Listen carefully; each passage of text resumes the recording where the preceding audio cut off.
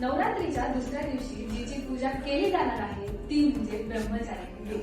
हे देवी पार्वतीचे अविवाहित आणि तपश्चर्याचे रूप। नारद मुनींच्या सल्ल्यानुसार भगवान शंकराला पती म्हणून मिळवण्यासाठी देवीने कठोर तपस्या केली।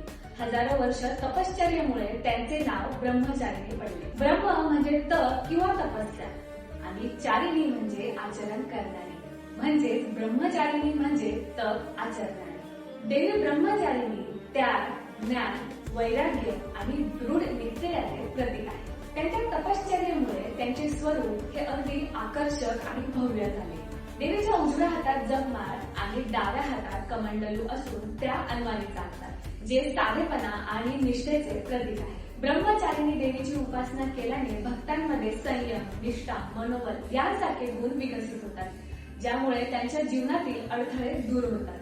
अशाच नवनवीन माहितीसाठी लाईक करा, शेअर करा, सबस्क्राईब करा आणि पाहायला विसरू नका 24 महाराष्ट्र।